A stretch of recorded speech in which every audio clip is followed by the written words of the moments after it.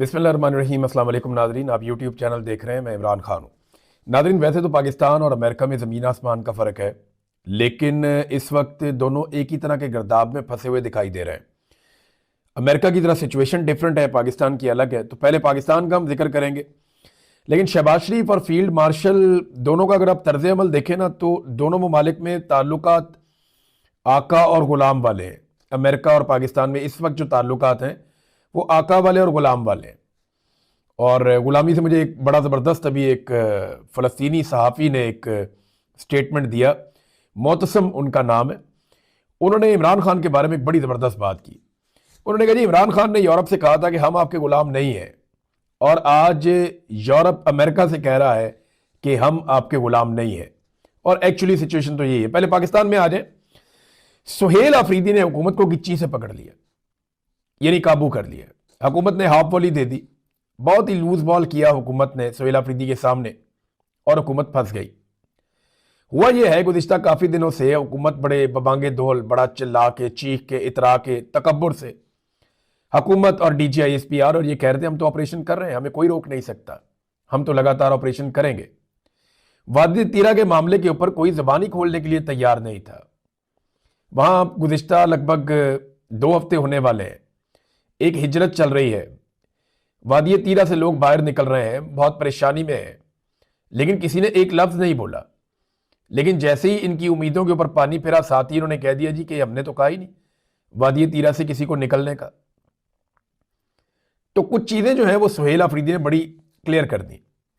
Number 1, Suhail Afridi ने यह कहा कि आज के बाद जो भी बात होगी ना, वो तहरीरी तौर पर ही होगी। फिर ये नहीं होगा जैसे आपने पहले किया कि जरगा बना लिया, जरगा बना के आपने वहां से फैसला ले लिया। और वो भी मैं आपको बता देता हूं, 24 बंदे थे जरगे में, 8 कौमों से इनका ताल्लुक था। और ये जो 24 लोग थे जरगे में, ये दस्तखत भी नहीं कर रहे थे। इनमें से कुछ लोगों के दस्तखत जबरदस्ती करवाए गए हैं तीरा को खाली करने के हवाले से, और इन पे दबाव डाला गया है। और सुहेल अफरीदी ने बताया कि दबाव किसने डाला? IGFC ने और कोर कमांडर पेशावर ने, इन्होंने दबाव डाला। और दबाव डाल के लोगों से दस्तखत लिए गए जबरदस्ती, और फिर वादी तीरा को खाली करवाने का आगाज हुआ। एक चीज तो मैं आपको वैसे कंफर्म कर दूं कि वादी तीरा के कुछ इलाकों से लोग नीचे उतर आते हैं।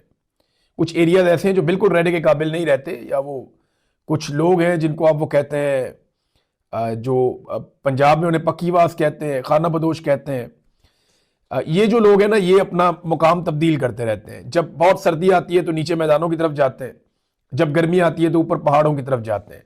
तो इनकी नकल मकानी चलती रहती है। कुछ और लोग हैं, उनकी भी नकल मकानी चलती है। ये खैबर पख्तूनख्वा के कई इलाकों में लोगों के डबल घर भी होते हैं। लेकिन ये जो एक नकल मकानी हुई, ये बहुत बड़े पैमाने पर हुई। इसको आप ये नहीं कह सकते कि सर्दियों में सिर्फ लोग निकल रहे थे, बड़े पैमाने पर लोग निकले, बहुत बड़ी तादाद में लोग निकले। ये गुज़िश्ता 20 सालों में लगभग ये तीसरी नकल मकानी है वादी तीरा के लोगों की। इससे पहले भी इनको 2 मरतबा निकलने पर मजबूर किया गया, लेकिन ये अब तक की सबसे बड़ी नकल मकानी है। इसमें सबसे बड़ी तादाद में लोग निकले हैं। और जैसे बेयारो मददगार वो निकले, जिन हालात में वो निकले, जिन हालात का वो सामना कर रहे हैं, मैंने अच्छे खासे नौजवानों की आंखों में आंसू देखे हैं, परेशानी देखी है। बच्चे सर्दी में ठिठुरते हुए मैंने देखे हैं, नंगे पांव मैंने बच्चों को देखा। ये जो मनाजिर आ रहे हैं ना, ये दिल दहला देने वाले मनाजिर है वादी तीरा से। और ये मनाजिर ने जो पाकिस्तान की मिलिट्री एस्टेब्लिशमेंट के बारे में लोगों के तासुरात कायम किए हैं, और जो पाकिस्तान में ऑपरेशन के हवाले से लोगों के अंदर नफरत पैदा की है, उसके बाद ऑपरेशन से भागना तो इनका बनता ही था। लेकिन सुहेल अफरीदी ने इस इल्जाम के बाद फौरी तौर पे ये वार्निंग दे दी है कि 48 घंटों के अंदर माफी मांगो, और ये नोटिफिकेशन वापस लो, धमकी वाला। और 48 घंटे के अंदर माफी मांगो, वरना फिर मैं जरगा बुलाऊंगा। और जरगे के अंदर मैं सबसे पूछूंगा कि बताओ किसके कहने पर और किस वजह से आप वादी तीरा खाली करके जा रहे हैं। और उसके बाद जरगे में फैसला करके मैं अपने वादी तीरा के लोगों को साथ लेकर वापस उनके घरों को जाऊंगा। मैं काफिला लेकर खुद जाऊंगा, ये सुहेल अफरीदी ने कहा। अब मेरी इतला के मुताबिक 8 लोग ऐसे थे, मुझे एक मेरे सोर्स ने बताया, जो दस्तखत नहीं कर रहे थे, और उनसे 8-9 लोगों से जो है वो जबरदस्ती दस्तखत करवाए गए। ये जनाब सूरत हाल पैदा होगी। बहुत बड़ा इंसानी अलमिया वहां पे जन्म ले चुका वादी तीरा के लोगों के साथ। वो मनाजिर पूरी दुनिया ने देखे, और पाकिस्तान की हुकूमत के लिए और पाकिस्तान की मिलिट्री एस्टेब्लिशमेंट के लिए ये मनाजिर, ये सुबकी का बायस बन रहे हैं। तीरा के लोग बददुआएं दे रहे हैं झोलियां उठा उठा के, जो उनकी खवातीन के साथ और बच्चों के साथ हुआ है। एक और बड़ा फैसला जो सुहेल अफरीदी ने किया, उन्होंने कहा जी कि जुमेरात को मैं अडियाला जेल जाऊंगा और मैं इमरान खान से मिलने की कोशिश करूंगा, अगर नहीं मिलवाएंगे तो फिर इनको हम बताएंगे। अब आगे से मामला इतना सख्ती की तरफ जाएंगे। 10 चक्कर लगाए सुहेल अफरीदी ने, अडियाला जेल की मुलाकात नहीं करवाई, लेकिन 10वें चक्कर के बाद सुहेल अफरीदी ने पाकिस्तान का एक चक्कर लगाया और अब वो डिफरेंट आदमी है।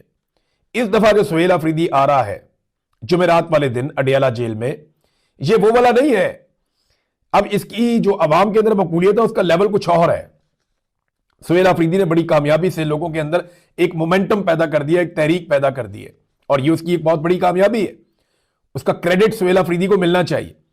गो के इसको ग्राउंड पे चैनलाइज कैसे किया जाएगा या ग्राउंड के ऊपर इसको ऑर्गेनाइज कैसे किया जाएगा, इस हवाले से अभी तक पाकिस्तान तहरीक इंसाफ के सोर्सेज से मुझे कोई खबर मिली नहीं कि ये जो पूरा पाकिस्तान बंद करने का प्लान है, इसको अमली जामा कैसा पहनाना है। हाँ, मकबूलियत तो बहुत है, बहुत ज्यादा लोग इनके साथ खड़े हैं, लेकिन उन लोगों को मुतहर्रिक कैसे करना है। पाकिस्तान बंद करने का जो ऑन ग्राउंड फॉर्मूला है या जो प्लानिंग है वो कहां है, वो मुझे उसके बारे में अभी तक कोई इंफॉर्मेशन नहीं मिली। मैंने कई लोगों से पूछा है, पार्टी ने उसके ऊपर कोई काम नहीं किया, और ये सच है, अभी तक तो नहीं किया। लेट्स सी, अभी 2 हफ्ते बाकी हैं, वो इस पे क्या काम करते हैं। इमरान खान साहब को खत्म करने की ख्वाहिश में ना एस्टेब्लिशमेंट को तबाह बर्बाद करके रख दिया। ये ख्वाहिश जो है वो आसिम मुनीर साहब की है। एक्चुअली तो आसिम मुनीर साहब की ख्वाहिश है या जिद है कि इमरान खान साहब को शिकस्त देनी है, खत्म करना है। और ये पाकिस्तान की मिलिट्री एस्टेब्लिशमेंट की या किसी जर्नैल की आज तक की सबसे महंगी ख्वाहिश है, सबसे मुश्किल ख्वाहिश है, और ये सबसे महंगी पड़ी भी है।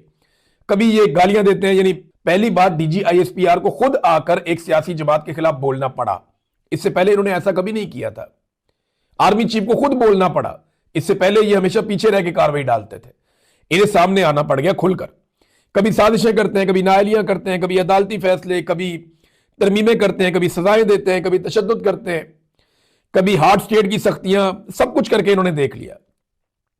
हजारों क्रैकडाउन इन्होंने पाकिस्तान के ऊपर किए हैं, पाकिस्तानियों के ऊपर किए हैं। लाखों छोटी बड़ी कार्रवाइयां इन्होंने की हैं, हजारों गिरफ्तारियां की हैं, मार कुटाई की है, ताकि नौजवानों से उनके वोट का हक तक ये छीनने की कोशिश कर रहे हैं। लेकिन मैं एक चैलेंज करता हूं, किसको करें? आसिम मुनीर साहब को मैं चैलेंज करता हूं एक, और सादा सादा चैलेंज है आसिम मुनीर साहब को। आज तक आपने इमरान खान के साथ ना कोई भी फेयर गेम नहीं किया।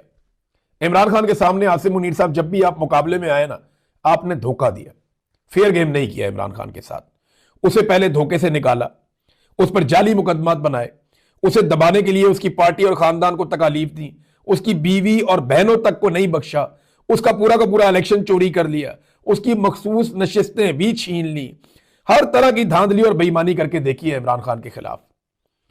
अगर ये गेम फेयर हो ना, तो मैं एक दिन की बात कर रहा हूं, ज्यादा नहीं कर रहा। एक दिन आप इमरान खान के साथ फेयर गेम खेलें, इमरान खान आपको और आपके सारे हमायतियों को एक साथ शिकस्त दे देगा शाम होने से पहले पहले। एक दिन उसके साथ फेयर मैच खेलकर देख लें, उसके हाथ पांव बांध के, उसे जेल के अंदर बंद करके, जाली मुकदमात बना के, अदालत को, मीडिया को, हर चीज को यरगमाल बना के पूरा काबू करके उससे लड़े भी तो क्या लड़े। वो पॉलिटिकल आदमी है। जो आपने उसके साथ किया ये फेयर गेम नहीं थी। उसके साथ एक दिन की फेयर गेम खेले, मैं चैलेंज करता हूं, वो सुबह से शाम नहीं होने देगा और वो शिकस्त आप सबके माथे पे लिख देगा। उसने जेल से बैठ के पाकिस्तान की एस्टेब्लिशमेंट के माथे पे इस तरह की शिकस्त लिखी 8 फरवरी 2024 को कि वो कभी नहीं मिटेगी। अब वो पाकिस्तान की तारीख का हिस्सा बन गई है। लेकिन एक चैलेंज और है, आप इस जुल्म को, जबर को, फस्तायत को जो आप कर रहे हैं इसको डबल कर लें, 4 गुना कर लें। आप फिर भी इमरान खान को तोड़ नहीं सकेंगे, आप इमरान खान को हरा नहीं सकेंगे। आप आज तक बारंग बलोच को नहीं तोड़ सके, आप सनम जावेद को नहीं तोड़ सके, आप 70 साल यास्मीन राशिद को नहीं तोड़ सके, आप फलक जावेद को नहीं तोड़ सके, आप ईमान मजारी को नहीं तोड़ सके, आप इमरान खान की अहलिया बुशरा बीबी को नहीं तोड़ सके, आप औरतों को नहीं तोड़ सके, बच्चों को नहीं तोड़ सके। आप इमरान खान को तोड़ेंगे, सवाल ही पैदा नहीं होता, वो आपसे नहीं टूटेगा। डबल, 4 गुना, 6 गुना जुल्म करके देखो, नहीं टूटेगा। हो ही नहीं सकता कि वो आपसे टूट जाए। वो आपको शिकस्त देगा, थोड़ा सा उसको ग्राउंड दे दे, थोड़ा सा फेयर गेम एक दफा करके देख लें, थोड़ी सी बेईमानी और जो ज्यादती हो रही है उससे निकल कर खेल कर देखें, गेम के रूल सबके साथ एक जैसे करके देखें, फिर देखें इमरान खान कैसे शिकस्त देता है। लेकिन अगर आप ये ना भी करेंगे ना, तो वो एक दिन आपको शिकस्त दे जरूर देगा, क्योंकि इस गेम में जिस दिन ये 25-26 करोड़ पाकिस्तानी उतर गए ना, उस दिन ये गेम यकतरफा हो जाएगी।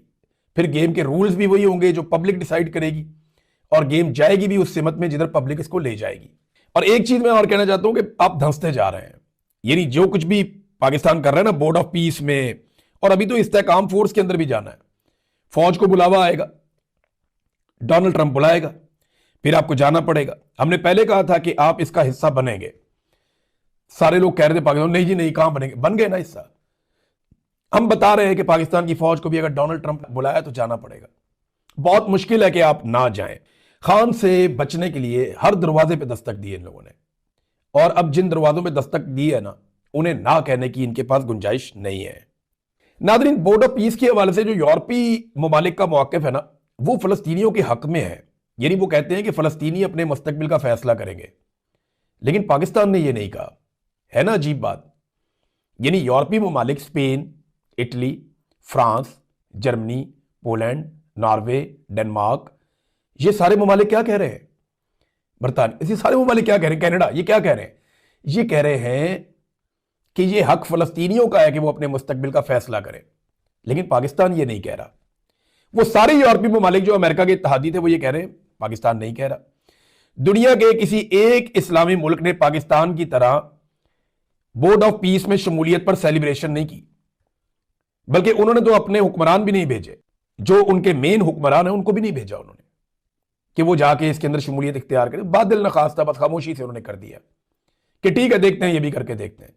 पाकिस्तान ने तो इसको ऐसे सेलिब्रेट किया जैसे पता नहीं इन्होंने फलस्तीन की रियासत कायम कर दी है, या कश्मीर को आजाद करवा दिया है, या भारत से अपना पानी छुड़वा लिया है। ये तो सेलिब्रेशन के मोड में चले गए थे, कह कह खुशियां, इंजॉयमेंट, इनके चेहरों की तमतमाहट कंट्रोल नहीं हो रही थी उस वक्त। तो पाकिस्तान वाहिद मुल्क है जिसने इसको सेलिब्रेट किया है। अब डोनाल्ड ट्रंप जो है, अच्छी बात यह है कि वो एक बहुत सीधा और स्ट्रेट फॉरवर्ड आदमी है। डोनाल्ड ट्रंप ने जो करना है वो कहता है। डोनाल्ड ट्रंप ने कहा मैं इसराइल की मदद करूंगा, वो डंके की चोट पे करता है। डोनाल्ड ट्रंप ये कहता है कि मैं इसराइल को बचाऊंगा, इसराइल का सबसे बेहतरीन साथी हूं, वो उसको साबित करता है। वो जबरदस्त तरीके से चलता है, झूठ नहीं बोलता। तो डोनाल्ड ट्रंप जो है, जो मालिक है इस सारे बोर्ड का, जिसके बाद अकेले के बाद इख्तियार है कि वो हां कहे तो हां, ना कहे तो ना। अब वो डोनाल्ड ट्रंप जो है वो ये कहता है कि मैंने बोर्ड बनाया ताकि हमास को गैर मुसल्ला करूं या उसका सफाया करूं, जबकि हमारे पाकिस्तानी यानी वो हमें धोखा दे रहे हैं। यानी पाकिस्तानी रजीम हमें धोखा देता है कि नहीं हम ये नहीं होने देंगे। भाई कैसे नहीं होने देंगे? लोग बेवकूफ थोड़ी हैं। वीटो की पावर डोनाल्ड ट्रंप के पास है, वो फैसला करेंगे कि हमास को गैर मुसल्ला करना है या सफाया करना है या क्या करना है। आप तो ये फैसला कर नहीं सकते, आपका तो ये इख्तियार ही नहीं है। वो कह रहे हैं जी हम नहीं होने देंगे। कैसे नहीं होने देंगे? आप तो सिर्फ दुआ करेंगे वो आपको इस्तेमाल कम से कम करे इस काम के लिए। वो तो कह रहा है मैं ये करूंगा। अच्छा नाजरीन, डोनाल्ड ट्रंप ने ये जो भी फैसला किया, जिस तरीके भी चीजें की हैं, अमेरिका ने कभी भी अपने आप को इतने सारे महाजों के ऊपर एक वक्त में अंगेज नहीं किया जितनी सारी जगहों पे डोनाल्ड ट्रंप ने अमेरिका को अंगेज कर दिया है। अब ये बड़े मजबूत आसाब चाहिए किसी आदमी को इतना सारा कुछ करने के लिए। लेकिन अगर आप देखें तो 7-8 चीजें मैं आपके सामने रख देता हूं। ईरान के साथ लड़ाई उनकी बहुत करीब है, इनका बहरी बेड़ा पहुंच चुका है और बहरा अरब के नजदीक वो वहां से ईरान पे अटैक कर सकते हैं। अमेरिका ने लगातार अपने हथियार पहुंचाए हैं मशरिक वस्ता में, जहां वो ईरान के साथ मुकाबला करना चाहेगा। इसराइल ने अपनी तैयारियां कर ली हैं, और इसराइल ने जो एविएशन हैं उनको मुख्तलिफ ममालिक के जो कमर्शियल फ्लाइट्स जाती हैं वहां पे भी उन्होंने अपना अलर्ट जारी कर दिया है इसराइल ने कि यहां पे सिचुएशन कुछ भी हो सकती है, लिहाजा इसके ऊपर सबको विजिलेंट रहना है। और अमेरिका ने अपने हथियार भी पहुंचा दिए हैं। फिर तीसरा यह है कि यूरोप अमेरिका से ऐसे वक्त में नाराज है। वो ग्रीनलैंड का मामला हो या बोर्ड ऑफ पीस का मामला हो, इसमें वो शमूलियत नहीं कर रहा। तो ये भी सेम टाइम में अमेरिका के साथ हो रहा है। नंबर 4, जो तजारती डील यूरोपीय यूनियन के साथ अमेरिका की थी वो भी खराब हो रही है, और ये भी सेम टाइम में हो रहा है। नंबर 5, जो हमसाया ममालिक हैं अमेरिका के, वो भी वेनेजुएला के अंदर जो अमेरिका ने कामयाब ऑपरेशन किया, उसकी वजह से वहां पे भी एक तनाव है, एक अजीबोगरीब कैफियत वहां पे भी है। कनाडा और अमेरिका में हमने इतने बुरे ताल्लुकात कभी नहीं देखे जो इस वक्त है। चीन खामोशी से अपने तजारती ताल्लुकात बढ़ाकर मजीद मंडियों में अपनी तरसील बढ़ाने की कोशिश कर रहा है। कि हमारा माल आलमी मंडियों में ज्यादा जाए। चाइना इस मौके से फायदा उठाएगा, वो अपने आप को मुस्तकबिल की सुपर पावर समझता है।